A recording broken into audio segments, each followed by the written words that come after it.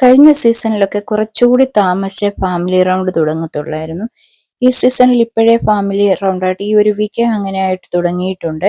അപ്പോൾ അങ്ങനെ അറിഞ്ഞപ്പോൾ മുതലേ സായി വളരെയധികം വിഷമത്തിലാണ്. സായി ഒരു സൈഡിൽ പോയിരുന്ന് കരഞ്ഞുകൊണ്ടിരിക്കുന്നതൊക്കെ കാണുന്നുണ്ട്. നന്ദന അപ്പോൾ അവിടെ ചെല്ലുന്നു. നന്ദനയോട് പറയുന്നുണ്ട്, എൻ്റെ അച്ഛൻ വരാതിരുന്നാൽ മതിയായിരുന്നു. അതാണ് സായിയുടെ വിഷമം.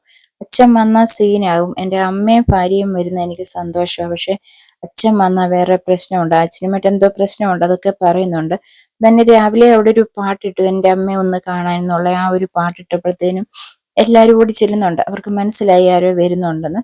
ആ സമയത്താണ് കാറ് കയറി വന്നത്. എല്ലാവർക്കും ആകാംക്ഷയാണ്, ആരാന്ന് അറിയത്തില്ല. നന്ദനയൊക്കെയാണ് നന്ദനയുടെ വീട്ടിൽ നിന്നാണെന്നും പറഞ്ഞുകൊണ്ട് ഓടി ചെല്ലുന്നുണ്ട്. അവിടെ ചെന്നപ്പോൾ ഇന്ന് ആദ്യമായിട്ട് വന്നിരിക്കുന്ന ഋഷിയുടെ അമ്മയും ആങ്ങളെയുമാണ്. നേരത്തെ പറഞ്ഞില്ല, രണ്ട് സഹോദരങ്ങളും ഒരുമിച്ച് വരും, അമ്മയും കാണുമെന്നാണ് ഋഷി നേരത്തെ വിചാരിച്ചൊക്കെ ഇരുന്നത്. പക്ഷെ രണ്ടുപേർക്ക് ഇത്തവണ വരാൻ പറ്റത്തുള്ളൂ. അതുകൊണ്ട് തന്നെ സഹോദരനും അമ്മയുമാണ് വന്നിരിക്കുന്നത്. അത് കണ്ടപ്പോൾ മറ്റെല്ലാവർക്കും സന്തോഷമായി. ചിലർക്കൊക്കെ പേടിയുമുണ്ട്. കാര്യം അവർ വന്നു ജാസ്മിനൊക്കെ ഭയം കാണും, വീട്ടിൽ നിന്ന് വന്നു കഴിയുമ്പോൾ എങ്ങനെയായിരിക്കും പ്രതികരണം എന്നുള്ള.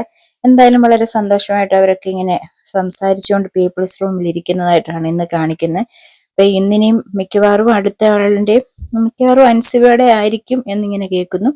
വീട്ടുകാരായിരിക്കും വരുന്നത്. എന്തായാലും നമുക്ക് കണ്ടറിയാം. ഓരോരുത്തർ ഇങ്ങനെ വന്നു കഴിയുമ്പോൾ എത്രയായാലും അവരുടെ സന്തോഷം പറഞ്ഞ് അറിയിക്കേണ്ടതാണല്ലോ. കാറ് കണ്ടപാടെ സായി ഫ്രണ്ട് സീറ്റിൽ കയറി ഇരിപ്പ് തുടങ്ങി. ഇത് കണ്ടുകൊണ്ട് ജിൻഡോയും അഭിഷേകവും ഒക്കെ ബാക്ക് സീറ്റിൽ ഇരിക്കാൻ തുടങ്ങിയായിരുന്നു. അവരിനി എന്തെങ്കിലും സംസാരിക്കുമോ, അതിലേതായാലും ഒരു ഡ്രൈവർ കാണുമല്ലോ, അവരോട് വല്ലതും സംസാരിക്കുമല്ലോ എന്നൊക്കെ അറിയുന്നതിന് വേണ്ടിയായിരിക്കും ഏതായാലും എല്ലാവരും കൂടെ കയറിയിരുന്നത്. എന്തായാലും ഈ ആഴ്ച അവർക്ക് എല്ലാവർക്കും ഒരു സന്തോഷമായിട്ടുള്ള ഒരു ആഴ്ചയാണ്.